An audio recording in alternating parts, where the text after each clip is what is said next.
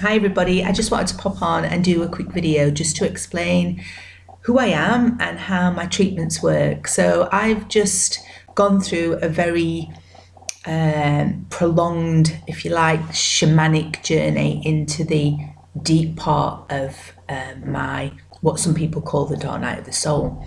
So this was my soul contract in this lifetime, to be able to access the deeper parts of me as the divine feminine and the divine masculine, which we are only just birthing on the planet in the new age of Aquarius. And interestingly, I'm doing this video on the new age, on the new moon in the new age of Aquarius, which is timely as ever.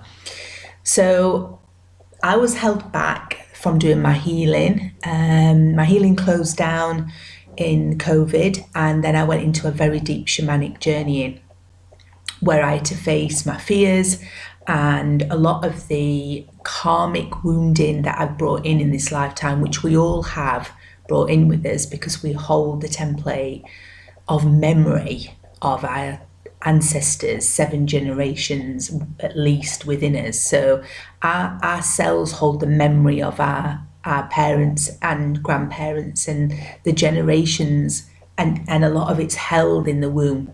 So the women particularly are going through this very deep womb healing because we've been suppressed in this area for thousands of years. So part of my soul contract was to walk through the dark night of the soul with the dark mother. So some of you might know this as Lilith and goddess Kali and Hecate, and there's many names to the dark mother, but basically there's no dark within us. We come as light. So the dark is the dark light, if you like. Think of the moon cycles. Think of when the moon is at its fullness, you can see it in the sky, it's just bright and illuminating. And then when it's at the dark point just before the new moon, there's no light to be seen. It's completely dark in the sky. We are the moon. We hold the template of the moon's energies, and when we reconnect with the moon in ritual, in the cycles, and we bring back the memory of the cycles of the moon within us, we start to emerge from what we believe we are into our ancient wisdom, which is the ancient wisdom of Mother Earth, who is the divine feminine. So when we come to planet Earth, main part of our soul mission is to learn what being a divine feminine and a divine masculine is, regardless of your gender. We both hold the template within us because it's in the heart center.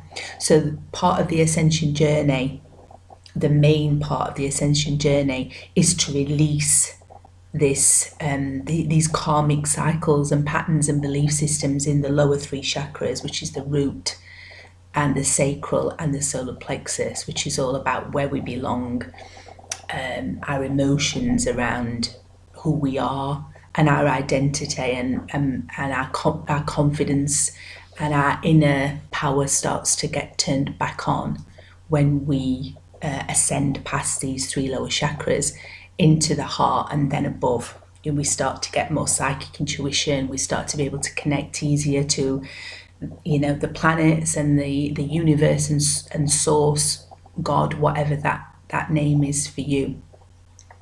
So through this dark night of the soul, which a lot of people just don't want to look at, that it's too scary, I had to face it head on, and I didn't know what I was walking into, but what I can say coming out the other side is we fight to go into the cosmic womb, which is the dark space within the womb, which connects us to our divine mother, the energy and the essence of the divine mother. So we could think of Mother Mary being the sort of lighter, more loving side, whereas Kali is the more destructive, and she doesn't take any prisoners. She'll cut out anything that's not right in your life, and people are frightened of that, genuinely. I understand that, but they're all the same essence of love. So sometimes we need that more nurturing, holding space, the lighthouse that Mother Mary can give us. And then sometimes we do need to be more radical, you know, and if our soul has agreed to come and do this work, we have to be radical. And Kali coming in and sweeping the people and the situations and the belief systems that no longer serve us, so that we can be and live a more freer, creative life. And I think we all really, at the deep core of us, want that life. So every woman, every man, especially the women, because we've got the womb, we hold the most intuition, we are the creatrix of the planet, and we've come here to do this deep purging. And so that's been what I've been doing for the last 4 years. And I'm just ending an 8-year cycle, a very hardcore 8-year cycle of going through, you know, health issues and cancer and relationship breakdowns and lots of things that I've had to overcome in order to understand who I am as a divine feminine and a divine masculine. And a lot of it is to do with being independent and sovereign. So when we walk this path of ascension, we learn to disconnect from what we believe we need through another person. And we let go of those controlling relationships in order to step into a more sovereign, empowered being who can stand in her own power or his own power, no matter what comes in to try and take us off our path. We are solid. We are the lion heart. We will not allow anything to take us off our path, which for many, many years I allowed that to happen. That was my repeated patterns of believing that somebody else was more powerful than me, could give me the safety and security that I couldn't give myself. And that was a very deep wound that I was holding, and a belief system. And I think a lot of women have this because we've been told that we need to be married or in a relationship or, you know, working really hard in order to be successful and be independent. And it's not the truth. My truth is now that I can flow with life as a sovereign being, as a divine feminine. A divine feminine is all about flow. Think of the Empress in the tarot deck. It's all about knowing who you are, knowing that you are powerful from within, knowing that you have a never-ending flow of abundance that's always available to you in every moment. We don't have to go out and, you know, be on the daily grind every day to make ends meet and survive.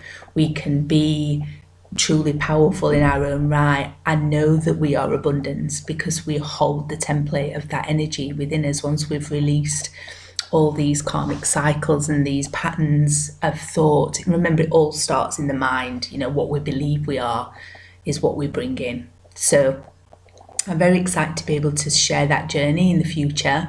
And part of my healing now has changed. So I'm a Reiki master. I've always been an energy healer. I've always worked with chakra psychology, and I've been a complementary therapist and a reflexologist, and I've worked with women in fertility, and I've worked in palliative. So I've kind of been the doula of the death cycles and the birth cycles. And that's something I really feel proud of, to be able to hold space for people as a coach, as well as a life coach and a spiritual mentor and a guide. I've been able to hold space for other people, a very nurturing space container. I open portals to the higher benevolent beings, the angelic realm, and I allow that energy to work through me, and it's always guided me on the right path and brought me back to my heart every time. It's not been an easy path by any stretch of the imagination. The ego's constantly wanting to go off and do this and that, and there's so many things out there that can pull us off. But even when I've got lost on my path, I've pulled myself back to my heart and reconnected back through the cycles of Grandmother Moon, and reconnected back to Mother Earth and asked for help, and they've shown me what I need to do in order to get back on track. So it's been a messy journey, You know, it's not looking like this all the time. It's messy, it's tiring, it can be very discombobulating at times. You know, everything flips upside down what we believe we know. To learn who we really are and come back to the present moment, the breath, where everything is perfect, where we are whole and complete, even though our mind tells us that we're not. So part of this journey has been to go higher in the dimensions and my ascension. I now have access to 8th, 9th and even 10th dimensional frequencies. And so this has brought in new codes for me, new healing modalities, and basically my treatments and my healing packages are about helping the energy centers release what's stuck in them, because we hold the blocks. With each chakra is a portal of energy. So part of my role when I hold sacred space for people is to help release some of these chakras through different modalities, whether that be crystals, light language transmissions, frequency tuning forks, my breath, my soul song. You know, when I speak light language, or I sing, or I use a specific tone, it will clear energy from people's chakra energy centers. I also help cleanse and clear any hooks or tears or imbalances within the auric field. And also I help facilitate releasing blockages within the meridians as well, which are the lines of energy that run through the body, as well as the vortexes running down through the center, through the nervous system. And when I open this portal, I then welcome in my guides and angels that's only from the highest, you know, frequencies that come in and work through me. So it's kind of like a step outside of myself and allow them to work through me, and they can see your body from a very high perspective, and they see you as an energy, so they know exactly where to go. And I'm just the sort of vessel now that facilitates that healing. And along with that, we do some talking therapy. We work through the blocks when when you talk to me and when I listen, I then get the intuitive guidance that I channel for you. So they're the soul guidance readings that I might use cards, but it's usually the cards are just there just to give me the start of the story. And then when you start to talk, I then start to feel your frequency, and then the channels open, and that starts even before I meet you. We already decide, in the higher realms, you've got a higher soul, as I've got a higher soul. We meet there at that higher level, and that starts to trickle down even before we meet. So remember, time's not linear. It's not a straight line. So when we're having conversations, you put a thought out, I want this reading, then that brings me in at a higher level. Then we are having conversations in our higher soul self, and then by the time we meet, we've already decided between us how that's going to look and what guidance you need in this moment to get you on the next step. So remember that you'll only be given what you need in that moment, and so you can work on that. And it's really important that you take responsibility for your own healing after the session. A lot of people think how it used to be, you'd come for a reading or a healing session, then you'd go back to your life and carry on doing what you're doing. We can't do that in this new timeline of Aquarius. We have to all take responsibility for our healing. So some of the information that comes through, you'll get it because you've already started to work on some of this stuff, and some of this stuff might be stuff you don't want to look at, and so you've got to sit with that in meditation and start to really bring in daily rituals that will help you connect with your heart, and then do what I do and connect with your higher soul self and get the information direct to you, because you'll start to open up your psychic senses to be able to hear them. I hope that makes sense.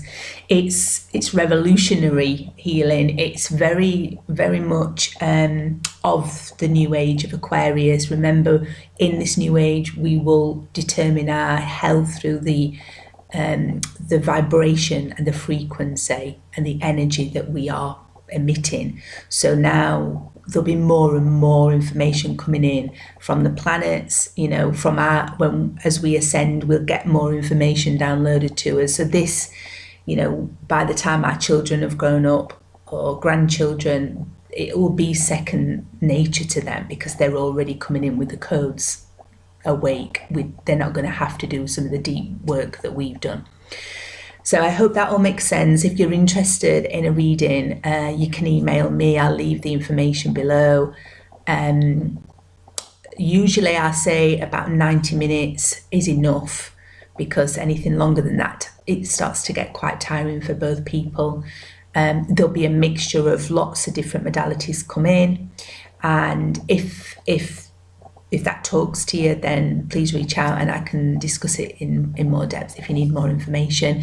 The soul readings usually last about an hour, maybe a little bit less, and then from that gives you a measure of how I work, and if it's something that you want to progress into more guidance, long-term packages where you come and see me on a regular basis, and almost like coaching and mentoring, and I act as like an accountability buddy. So you go away and do some of this work. I know that works for me. I have people that I do that with, and I need that accountability in my life to say, okay, I've got X amount of weeks to get to that, and I like to measure my progress. If that's something that you feel would work for you, then we can look at a more extended package. I work face-to-face now, and also face-to-face in Sheffield, and I work online virtually. I will say, and I've said this to every client that I've worked online with, it is exactly the same healing, because I'm working with you outside time and reality. So a lot of people don't believe that the energy healing that takes place virtually is not as good as real time, and that isn't the case. But some people like to be with me, in real time, and it's great that I can offer that now.